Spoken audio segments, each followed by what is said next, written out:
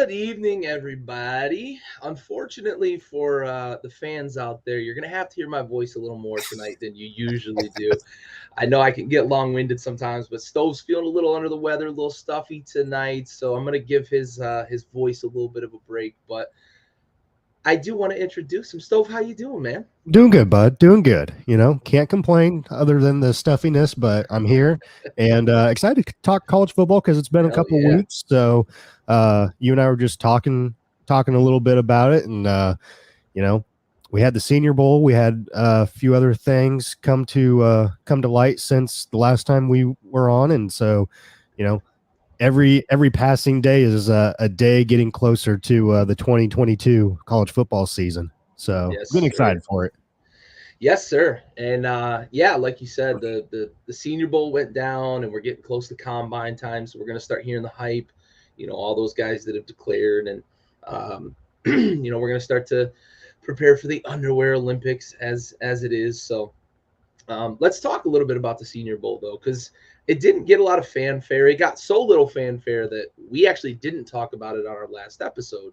Yeah.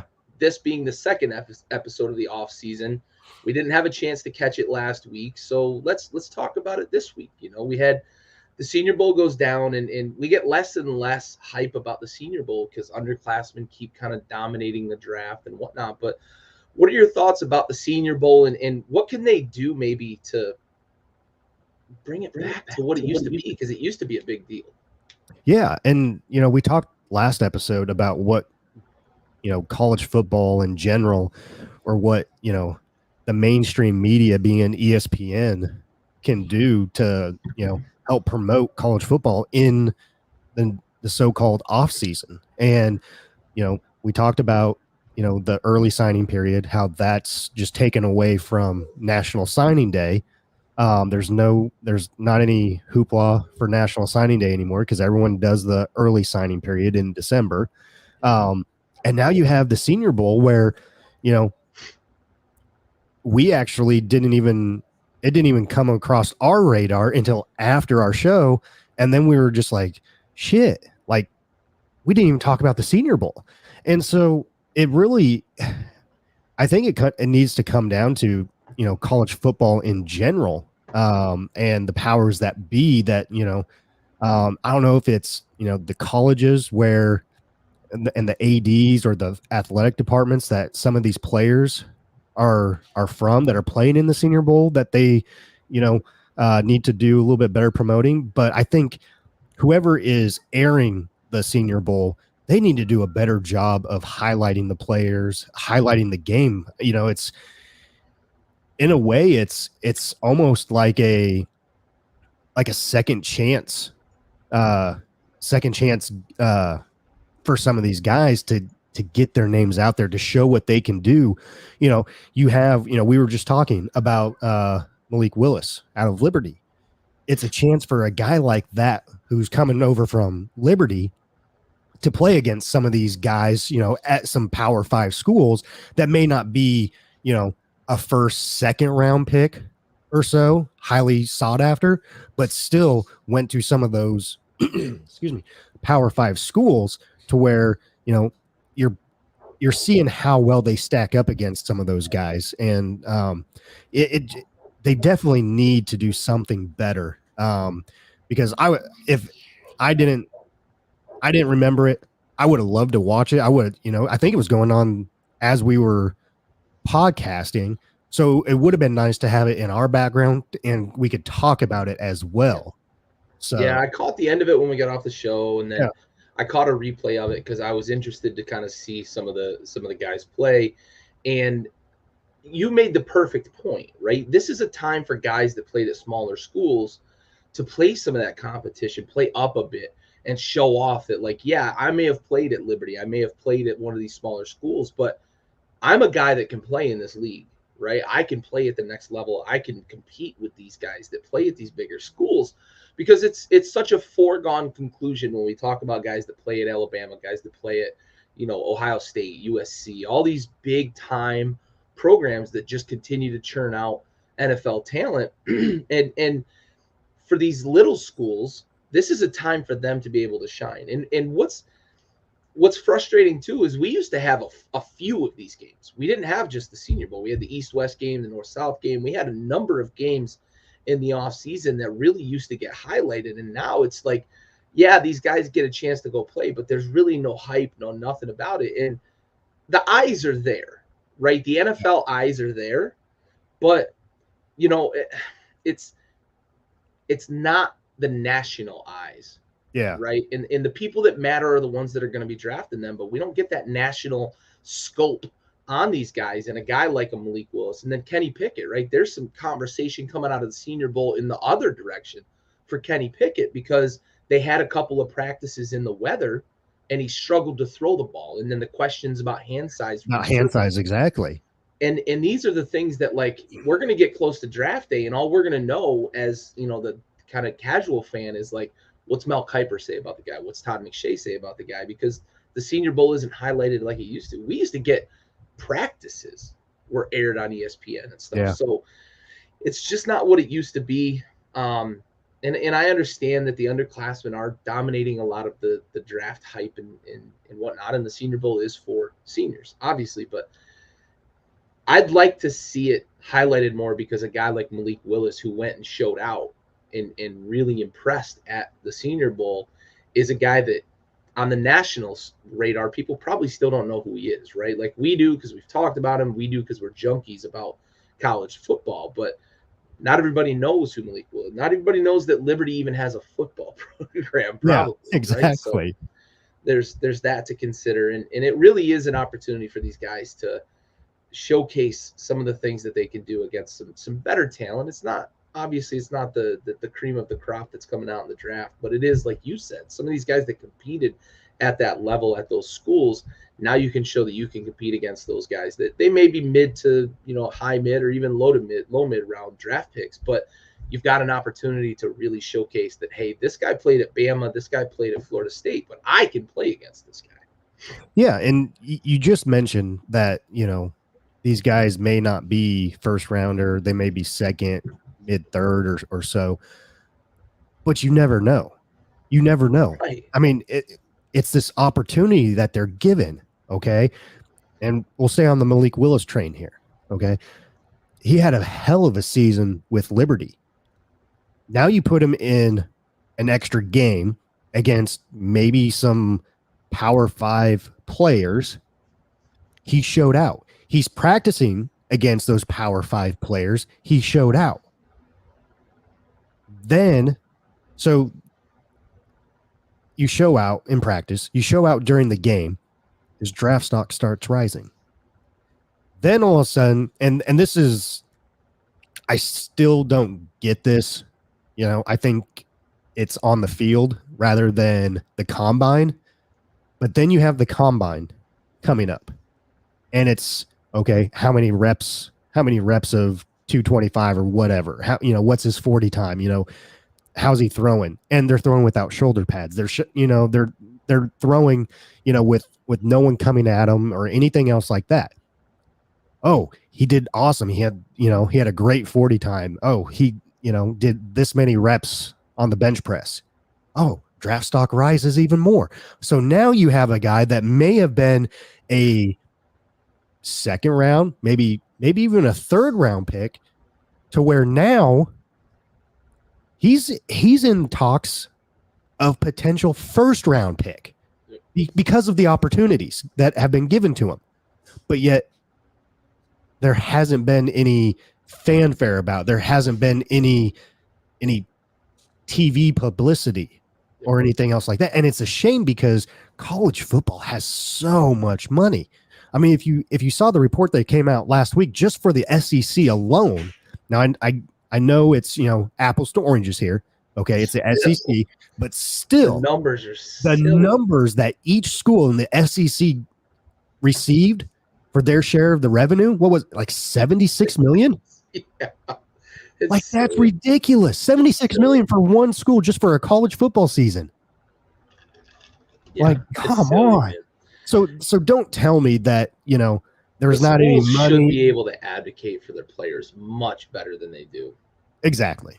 The only time they ever do is when it's Heisman season, right? Like you see Yeah. billboards for, so and so who might go to New York, and then that's putting the brand on a billboard, right? So they're always just seizing opportunities for the school to get more and more hype. It ain't about the players, even during Heisman season, because then they could say we've got Heisman winner, Tony Dorsett went to our school, right? So Yeah. it is what it is. But here's a question for you. It just kind of popped in my head as you were talking about like what we can do better. How do you think NIL deals might be able to increase some of the hype for the Senior Bowl? I think on this it would be, you know, it would be a person by or player by player basis, obviously.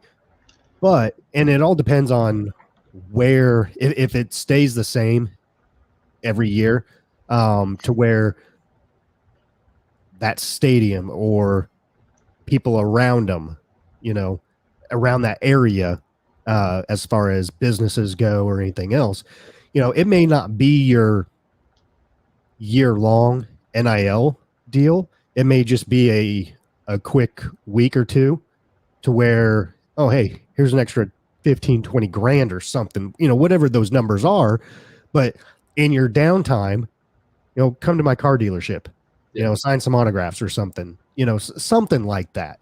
But yeah, I think that could be a great opportunity for some of these businesses to get their names out there, to, if they're not in the college atmosphere right now, this is a great foot in the door. Nice. Yeah, I think so too, for sure. So I want to pivot a little bit. We're going to stay in the upcoming draft vein, but I want to talk a little bit about this quarterback class because we've talked about it all season. It's kind of a weak quarterback class. We've had Kenny Pickett up there as kind of the guy that's the most ready to play at the NFL level. There's some question marks coming out of the Senior Bowl about hand size and all that, but he played at Pitt. He played in shitty weather at Pitt and did fine. Put up big numbers, played in big games, right? And did fine there. Glove technology today is so silly too, right? Like he could just get a glove that fits snug, and they say it feels just like it's your hand nowadays anyway. So like, I'm not too worried about the hand size thing, but it is a thing in the NFL and whatnot. But how do you think this quarterback class is going to fare? Because I think we're at a point where we may see one or two guys go in the first round, but we're not going to see the run on quarterbacks that we've seen. And we also have two teams that are picking late in the draft that are newly minted quarterback needy teams. Now, Pittsburgh, we expected, right? But there was still the question of whether Ben was going to retire. He's made it official. Tampa Bay now is a quarterback needy team when we really didn't expect it, right? I think a lot of people anticipated Brady playing beyond his 44-year-old season into at least next year, maybe even a couple more years, because the dude was playing at an MVP level this year, Yeah. right? Like he hasn't taken a dip in production. So Tampa's newly in the mix for a quarterback. Now, if they go and get veterans, if they go trade for veterans, how much of an impact does that have on this quarterback class? Because I think maybe we don't, but I think we both anticipate they would be in the market for quarterbacks in the first round if they weren't able to get vets. Maybe not Tampa as much as Pittsburgh, but I'm curious to hear your thoughts in terms of what sort of impact that could have on the quarterback class. No, and we kind of talked about this year's quarterback class all throughout the season too, and how it was, a diluted quarterback class from years past. And it's funny you brought up Tampa Bay, because I was listening to a show this morning, and they were talking about Kirk Cousins possibly being in the mix for a possible trade down to Tampa, and possibly Russell Wilson as well too. With all that being said, two-part answer here. I truly think that we'll only have two quarterbacks go in the first round. And I don't, with that, I don't think, even if Tampa Bay Pittsburgh, I really think that if they don't if they don't trade before the draft, I really don't think that they will go and get a quarterback. I think they'll still be on the market for a quarterback via trade after, or they're going to be one of those guys, one of those teams that draft a quarterback, maybe mid-round guy. But truthfully, I think if they don't get a trade done before the draft, I really don't see them wasting a first-round pick on Pickett or Malik Willis. And it's not to knock those guys, because I think those two guys are going to be first-round picks. Yeah. It just, I don't know. At that quarterback position is, dime a dozen. We've seen that. We've seen, you look at Tom Brady, the 6th or 7th round pick, and has won all these Super Bowls. You finally have Matt Stafford, a number 1 overall pick, finally in his 13th season, win a Super Bowl, finally gets to a Super Bowl and the playoffs. So the first round quarterbacks, they're not all what they're made out to be either. Some of those hidden gems are 2nd, 3rd, maybe even 4th round picks. Yeah, you mentioned Cousins. Russell Wilson was a 3rd round pick. Russell Wilson was another one. Dak Prescott was another one. Was a 4th round pick. And yeah, for sure. There's guys to be had if you've got the right structure and infrastructure around them. Yeah. And I think that's where a lot of these first round guys go wrong, right? We were I'm going to stay on the Malik Willis train a little bit. We were talking about the potential that Washington may be in the market to draft him. And my immediate thought is like, I feel for the guy if he goes to Washington, because I watched Ron Rivera with Cam Newton never even attempt to develop that guy into a serviceable passing quarterback, right? He was a guy that he could hit the big play to Steve Smith, and his safety blanket was Greg Olsen. But other than that, he completed like 58% of his passes for his career. It's like, that's abysmal. And that's coaching. I watched the guy's mechanics never change. Yeah. And they did the same thing with Haskins. I bitched about it and bitched about it and bitched about it. Fix his feet. When his feet are right, he completes passes. But they don't want to work with a quarterback. They want a guy that can come in and they can just call plays, and Scott Turner sucks and whatnot. So, like, infrastructure and where a guy goes, whether it's a first-round guy or a 6th-round guy, is much more important, unfortunately, for that guy. It's much more important where he goes as opposed to who he is and who and we saw Stafford, right? Like, the guy was uber numbers, production, toughest guy on the fucking planet. Dude played through injuries for a real shitty team. Finished out 2020, I believe, with a separated shoulder, and didn't want to get off the field because he wanted to finish the season with his guys. But he's in a place that Detroit is a bad franchise, right? And I know a little bit about bad franchises. So that infrastructure that's in place is much more important. And I think with a team like Tampa, with a team like Pittsburgh, I think you're right? I think they'd be in the market if the right guy was there. If they fell in love with a guy at the combine or pro day or, during the interview process and the workout process, if they fell in love with a guy, maybe they would go spend a 1st-round pick on him. But it'd have to be a guy they think they can win with right away, because those two teams are two rosters that they have to feel like they're ready-made to win. Both playoff teams this past season. Tampa's coming off a fucking Super Bowl championship, followed by, if they hadn't been decimated by injuries, they may have gone back-to-back, and obviously the Antonio Brown shenanigans. But yeah. So I think it does have a huge impact on the quarterback class. And I'm with you. I think 2 quarterbacks is the number. I think it's Pickett. I think it's Willis, because I think Willis right now has so much hype coming out of the Senior Bowl that unless he goes to the combine and like runs a 5.1 40, like, he's probably going to be a 1st-round pick. Yeah, and you made mention of the coaching structure and all that. That plays a huge role in things as well. And you're absolutely right. If you look at what has happened up in Buffalo with Josh Allen, 100%. That dude came out of Wyoming. Like, I remember him playing against Nebraska and had like 4 or 5 interceptions in one game against Nebraska. And he came into the league, he struggled, but kept on improving, feet work, arm work, arm angles, everything else, and the coaching structure. The coaching structure was huge up there as well as him and his ability to make changes as well. And look where they are now. Look what Buffalo has in Josh Allen. Yeah, absolutely. And you look what they fixed for him, man. Like they fucking fixed his platform, right? That was the biggest thing for him. Fix your platform, fix your feet. Your feet and your base, your hips are so important for a quarterback. And I know, like, I'm not a quarterback coach in the NFL, but I played quarterback in high school and had a really good coach, right? He played some semi-pro ball and had a tryout with the Bills. But your feet are so fucking important. I watch guys on Sunday. The guys that can throw off platform are the ones that have a solid foundation underneath them. Guys like Rodgers, right, are the anomaly. Okay, a guy that can have his feet in quicksand and throw the ball 80 yards through a fucking donut hole, right? Like those guys are anomalies.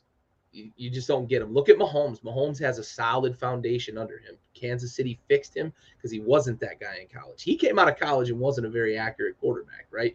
They fixed him. They worked with him. You're willing to do that. Josh Allen is the number one example because that dude could throw a strawberry through a battleship if he could hit the battleship, right? And now look at him. The guy is one of the more accurate guys in the league. He makes plays everywhere, out of the pocket, in the pocket, running the ball because he's a fucking monster. That's the kind of guy you want to develop. And I think that is so important for people to invest and be all in. And that's what the Bills did with him. They built around him. And that's what the Patriots did with Tom Brady for years. They put a lot of really good talent on the defensive side of the ball and relied on him on the offensive side of the ball. They won a lot of games 2017, 24-21 because Tom, found a way to win late. But it's that infrastructure that's in place that is so very, very important. Absolutely. So last little bit here, in the off season, want to talk real quick about Jim Harbaugh. Just mentioned today. I know he's your favorite guy. Yep. But we talked about this, right? At the end of the season, we talked a lot about the fact that he took a pay cut to keep some of his coaching staff in place, but also because he knew like he needed to produce. And that was, I think a little bit of a job saver as well. But he delivered this year. And it's nice to see, even after all the shenanigans with the coaching carousel, we bitched a lot about that with him taking interviews in Miami and Minnesota, and he was in the mix, and the talk of him possibly going to Chicago and whatnot. It's good to see Michigan get him on the back end, right? And they announced it today. He gets another year, and they're going to rework the details of the deal he signed last year, which to me, the details haven't been released, but to me, that says he got a pay raise. We talked a lot about guys like, how much money Brian Kelly got and the offer to Jimbo Fisher and Michigan State just shilling out money like crazy, right? I think this is a guy that, despite him not being your favorite guy, I don't mind the guy. He's kind of a quirky guy, but he's very quirky, yeah. Despite him not being your favorite person, I think we can both agree that they did right by Harbaugh after this season. We'll see. Because in my opinion, that this deal should have been done right after season. True. I mean, that's a good point. That they basically left that deal in play, and that allowed him to go take these NFL coaching interviews. Now, I know his even when his name was just a rumor when it first came out for the Las Vegas Raiders. Once you catch wind of that, and if you haven't already started to restructure that contract, and maybe they were in the process of it, and they couldn't come to agreement or anything, and they wanted, maybe there was an agreement between the two that he wanted to get his feet wet again in the NFL and just wanted to go on these coaching interviews. Maybe that's the case. I don't know. But until I see the deal the true actual details of this deal, I don't think that Michigan did right by him, and it's hard for me to say that against for Harbaugh, but in all actuality, it's the facts. I mean, if they wanted to do right by him, that deal would have been signed, sealed, and delivered probably even before the national championship, before the playoffs. Yeah, before the playoffs. Like, get that locked down after you just beat Ohio State. Yeah, that's a good point, right? I didn't really think about it that way, that they waited and waited, but I wonder, to kind of look at it from a different angle, I wonder if he told them before, maybe right after the end of the season or something along those lines, if he was talking to the administration and let them know, hey, I'm gonna test the waters. I got that itch, right? Maybe there's a position out there that I'm interested in the NFL, and maybe that's why, or maybe I'm just making excuses for Michigan. I certainly could be. Maybe that's something that they had with the conversation. I'm glad they did, though, right? When he said I'm coming back, and they worked out this deal, and he got that raise back, because he didn't have to take a pay cut. No, his contract's guaranteed, right? Like, they could have fired him and paid him the rest of his fucking money, but he agreed to take a pay cut to keep some of his assistants on. Plus, he wanted to make good on his word that he was going to win games at Michigan.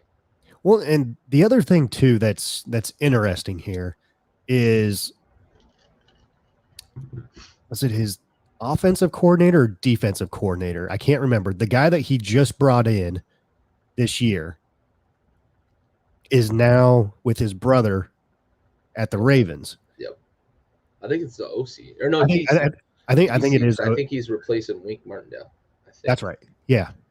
So it's interesting that you have some of these assistant coaches leaving to take NFL jobs, and you're kind of just sitting there by the wayside, and this was going into National Signing Day too. Yeah. That they still didn't have this locked, and that was I know, that's where the early signing period helped them, I believe, but it still could hinder them. Yeah. Why you just didn't get that locked up, and like we both just said, there could have been an agreement between the two about just testing the waters, seeing what other teams' interests are, and stuff like that. But at the same time, you're kind of putting your alma mater. This is your alma mater here, potentially in a pinch. Yeah, exactly. Yeah. So it's hard for me to believe that those talks went on about allowing him to do that. Yeah. But you never know. Yeah, you don't know what goes on behind closed doors, and it could have been just what it, like we talked about it, what it could have been. We suspected it was potentially that he was looking for leverage to get a new deal, right? Hey, I'm going to go talk to NFL teams because I want my money back, right? Yeah. Like, I took a pay cut. I got us to the playoff. I beat Ohio State. I won the Big Ten. Give me my money back, right? Yeah. Or I'll just go coach in the NFL. Or he could have legitimately had the itch and wanted to test the waters. Or it could have been a little bit of both, right? It certainly could have been with the best intentions of, I have that itch, but also like, maybe I can get them to give me my money back too. And the National Signing Day thing was really weird. And I know it obviously is kind of at the mercy of the schedule of the NFL if you're going to test those waters. But again, as we've bitched about, like, early signing period, now that, National Signing Day doesn't have the hype that it had.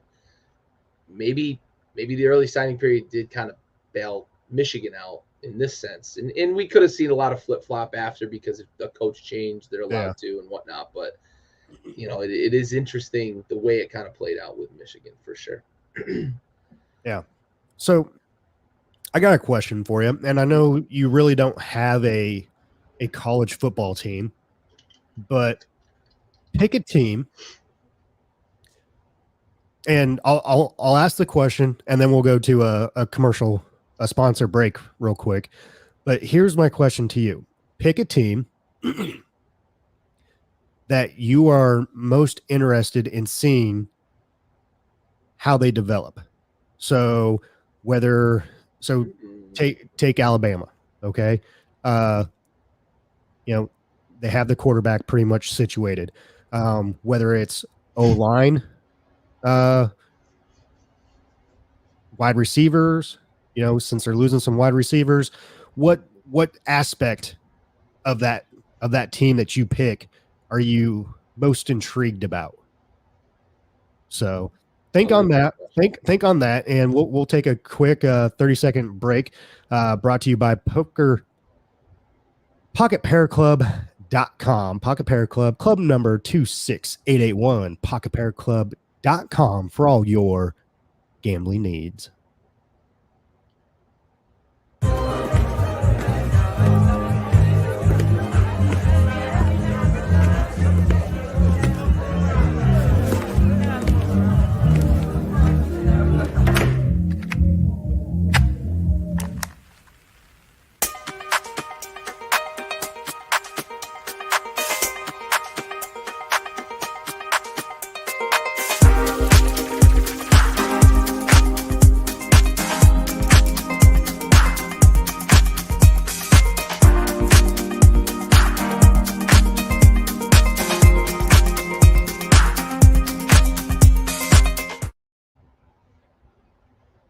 All right, Gary. So the question was presented to you. Pick a team that you are most excited to see what aspect develop. This is tough, right? Because just off the top of my head, I have like 4 or 5 objects of intrigue, right? And I don't want to spoil any in case it's yours, but after I go, then you go. I'm going to mention a few more of the ones that I kind of waffled on, right? Like thought about, but I don't want to go to the well too much, but I am very, very interested to see how Cincinnati reloads. They're losing Desmond Ridder, who was a big part of that team. We saw them win games with their defense down the stretch. They're losing some of those guys on the defensive side of the ball. They had a great running game. I believe Isaiah Ford is up and out at Cincinnati. So I want to see how they reload on the offensive side of the ball, because I do think that Fickle's going to be able to reload and put that defense together just fine. I think they'll be fine. He just got a contract extension too. Yeah, exactly. Like yesterday, maybe, or 2 days ago. Yeah, so one, that's a great win for Cincy to keep him around, or at least make the buyout prohibitive enough that and well deserved too. For sure, absolutely. But I want to know who the next guy up for them is at quarterback, and where they're going to go with the offense in terms of being able to reload and compete, because that was the spot that we talked about after the Alabama game, that their defense was fine. Their defense, showed that they can compete with the bigger squads, but they really, really struggled on offense. So I want to see where they reload on offense. They've got to get better along the offensive line, but they really have to find the guy that's going to replace Ridder and be able to make that offense tick. Yeah. No, that's a very, very good one right there. I mean, especially after him being in our Heisman stock watch throughout the season and everything else. Yeah, for sure. So for me, probably comes as no shock to you, being a Nebraska fan. I'm going to go to Nebraska. And I think a lot of people might think that I'm going to go one way, but I'm going to go a different way on this one. We had the big hire of Mark Whipple. We poached him from Pitt, who had just coached Kenny Pickett, and who threw out some amazing numbers. And now you have some decent quarterbacks in the quarterback room there at Nebraska. Mm-hmm. But that's not where I'm going. You're going to go the other way. I'm going to stay on the offensive side of the ball. Oh, I thought you might bitch about kickers. No, we did offer someone, so I think he accepted. So nice. I'm going to go on the offensive line. Okay. Bringing in Raiola from the Chicago Bears. Yeah. As an offensive line coach. Nebraska brought in a lot of weapons. They brought in quarterbacks. They brought in running backs. They brought in wide receivers. Now, they did bring in some linemen, whether it's a fifth-year person or some JUCO guys. I want to see how that offensive line develops under Raiola. And it's not the Dominic Raiola that went to Nebraska and was an All-American at Nebraska. It's his younger brother.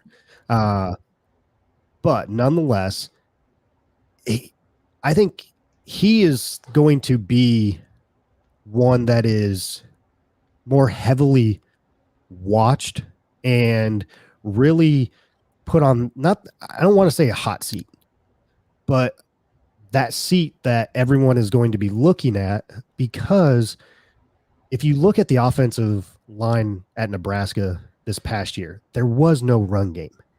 Yeah. Martinez didn't have a lot of time in the pocket. He was always scrambling. And to be honest with you, they're just not big like a Minnesota, an Ohio State, a Michigan. Like when you look at those teams, you can see a sizable difference. So it will definitely be interesting to me for the offensive line side of things to see how Nebraska does with Raiola coming in from the Chicago Bears. I love that take. I love that take because it reminds me of the fact that growing up, Nebraska was a team that would smash you in the face, run over you, trample you. They had the big old corn-fed offensive linemen that we see now for like Wisconsin, and you mentioned Michigan and some of the other schools that have those big road grading monsters up front. Iowa every single year. How many offensive linemen does Iowa put in the NFL draft every single year? I mean, you're talking stalwarts too, right? You're talking big time offensive linemen in the NFL. Cornerstone left tackles, some of the best guards in the league went to Iowa. And I love that take because I'd love to see Nebraska get back to that and being that. And I think that fixes a lot of the woes that we've seen from them, right? They can't run the ball well. Let's get some guys up front that are going to fucking dominate. They have the playmakers.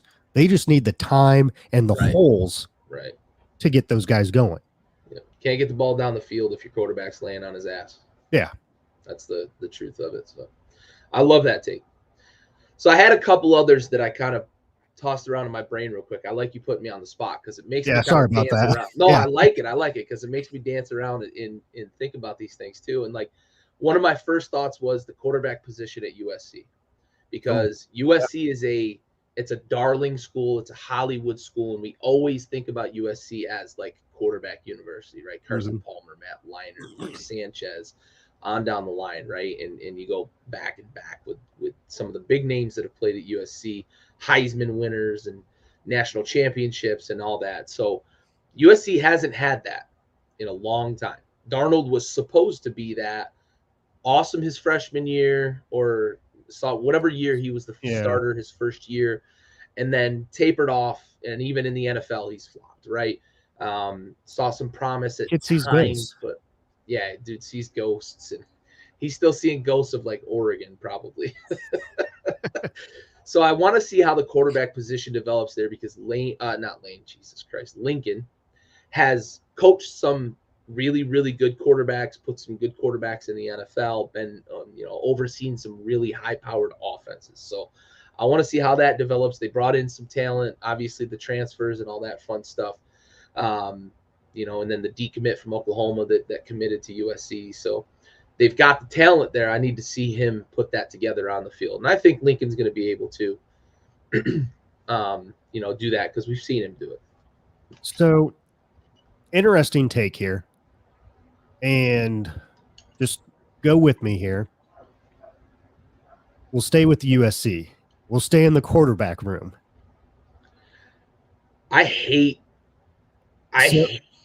So this is where I'm going. Caleb Williams. I hate that he went there. Will not be the starting quarterback. I'm with you 100%. That freshman that they just brought in is a fucking stud, bro. Like He's unreal. I think he's going to be a 3-year starter there as a true freshman, 3-year starter into the NFL. Like, that dude is real. And Caleb Williams, for all of his athleticism and his heroics last year at times for Oklahoma, I'm with you 100. I hate that he went there. I didn't understand it. Once I forget the guy's name, but he's a fucking like 7-star prospect at the quarterback position. He's out of California too, I believe. Yes, he was the gem of the recruiting class for Oklahoma, and then decommitted and went to USC, and he's the gem of the recruiting class for USC. I don't understand what Caleb's doing, right? I thought he had, Wisconsin was an option. I didn't know that he fit the offense very well. I know he talked to a few other schools. Clemson, I think, was in the mix for a minute. I hate that decision, and I don't think he starts. I think he's in the transfer portal again next year. I agree with you. I really do. Yep. They may even redshirt him and just say, "Yeah, you can have your eligibility back. Go ahead in the transfer." Like, I didn't understand that decision. I really didn't. Yeah. Oh man. One of the other ones that I was looking at too is Brian Kelly going down to LSU, and I hate to stay on the offensive side of the ball, but Brian Kelly has been lauded as an offensive genius since his days at Cincinnati, right? Like, he was this offensive guru, went to Notre Dame and had some pretty good offenses, but they always had incredible defenses. Now he goes down to Baton Rouge where they can recruit defense just in their own backyard. Like, the best DBs, the best safeties, they play high school football in Baton Rouge, right? So just walk up the road and pluck out 9 5-star safeties, right? So he doesn't have to do the work that you do at Notre Dame, right? Because obviously academic standards and all that fun stuff. So now I want to see Brian Kelly with the handcuffs off. Go get them boys out of Baton Rouge. Go get them boys out of Florida and start putting some fucking offensive talent on the field, because we've seen a ton outside of the quarterback position. And that's where I really think Brian Kelly's going to be able to focus his energy and bring in a guy that's going to be able to take LSU to the next level. Because with the exception of Joe Burrow, who played one season there as a starter and obviously had just a monumental historic season, they haven't had good quarterback play in the Bayou in quite some time, right? Yeah. And we think back to maybe, I hate to bring his name up because he was such a bad flop in the NFL, but Jamarcus Russell was right. Like, the last guy I can think of that I looked at him and said, that's a talented quarterback at the college level. He was, and he was a monster. And then he ate his way out of the league and never studied film. I don't want to get too sidetracked. I still can't get over the story of him sitting on his ass. They sent him home with blank tapes and said, go study the game film. This is our game plan for the week. We want you to study this. I've never heard this story. Oh my God. All right. Excellent. I'm glad I'm not getting never heard this story. New story. So the Raiders sent him home with game tape, blank tapes, and said, go home and study this. Was Chucky the coach at the time? I don't think so. I think it was Bill Callahan. Or was it not Callahan. Was it Kiffin? It might have been the guy down in New Orleans right now, the defensive coordinator. Dennis Allen. I think it was Dennis Allen. Okay. I can't remember who the head coach was, but they sent him home with blank tapes and said, this is the game plan for the week. Study the film, blah, blah, blah. They come back the next day and said, hey, what'd you think of it? And he's like, oh, yeah, I love it. I'm ready to go. Let's do it. And they're like, Jamarcus, fucking tapes were blank, bro. Could you imagine having to answer to your coach after, quote unquote, studying the game plan and the tapes were fucking blank? And that's when they knew.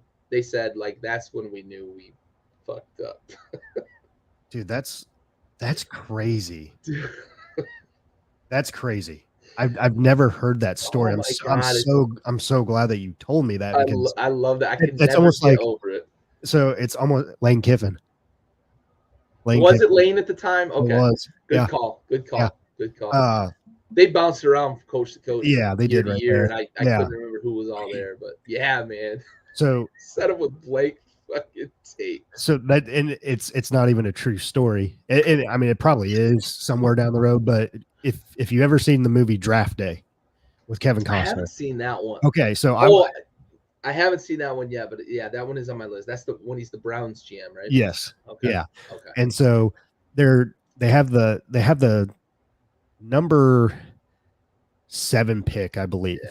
Well, they trade up to the number 1 pick, and now they're in they basically have Bo Callahan, the quarterback from Wisconsin. Okay, and there's a part here in the movie where they're trying to do some research on the guy. Okay, but everywhere that they go, everyone says the same thing. Like, this is like the next quarterback of the century, and they're still trying to find something. And well, one of his guys that, dives up some unheard of information, basically tells him a story. And it's the strangest story that the NFL GMs or whoever had heard. And it was, they gave each of their quarterbacks a playbook. Want you to read through it. Let us know what you think. Well, in the back of the playbook, they put like a $20 bill to see if, If they would find it. Blah, blah, blah. Well, Bo Callahan, comes back and basically says, yeah, read the playbook and blah, blah. And they're like, nothing was said about the 20. And so then they're like, well, what'd you think about the $20 bill? You're like, oh yeah. Good one, guys. Good one. And, so he was just like, he had the nerve to lie about it, but then lie on top of it. Yeah, and they said that's down. Yeah. And they said that's the second strangest response that they'd ever heard. And he's like, do you want to know what the first response was? And he's like, Kevin Costner's just like, just fucking tell me, he's like, some quarterback read through it, sent the $20 bill back to him and said, keep this for when I win the Super Bowl. Yes. That's that BDE. That's right, it, man. Yeah. I love it. If that was a true story, that I know, right? The Trash Talk Hall of Fame. Yeah. That's awesome. Keep the 20 for when I win the Super Bowl. Oh man, that's crazy. But speaking of Jamarcus Russell, I mean, you heard, I know you've probably heard this story before too. They say that he was sitting down, literally just sitting down on the ground, and threw the ball like 60, 70 yards in the air. Yep. Speaking of that, the weirdest shit I ever saw, the maybe wildest, not weirdest, Melvin Ingram, the fucking defensive end, the linebacker, he was at an event. It might have been like a Super Bowl like interview, and somebody let leak that he had a fucking cannon for an arm. And they're like, dude, he can throw it 100 yards from his knees and shit. And he's like, and they're like, no way, right? And he's like, I can throw it pretty far, right? He's in jeans, like skinny jeans, and like a polo, and it's where they have the kicking, like the fans kicking. I'm pretty sure it was the Super Bowl. They have the fans kicking and set up and shit, and they've got the nets like 45, 50 yards down the pathway, and he literally gets down on one fucking knee and throws the ball like 40 yards into this fucking net without warming up, just cold, just boom, right in the net. Like, dude, talk about just being a fucking athlete, man. No kidding. Yeah, man. I'll have to find the video. I'll send it to you because I'm sure it exists out there somewhere. But yeah, man, I remember seeing him fucking. They're like, yeah, this dude could throw it 100 yards from his knees and shit. And like, that sounds like some urban legend shit. And then the dude delivered with like a 40-yard missile into the net, and it was on a rope too. Like, He didn't just get lucky and get it to the net. Like, it was on a rope. Like, it could have gone another 20, 25 yards. Like, solid. Got a hose, dude. You want to hit Tropnik up on an ad here, and then we'll close out the show? Yeah. Next 30-second break is brought to you by Excel Constructors out of Overland Park, Kansas. excelconstructors.com.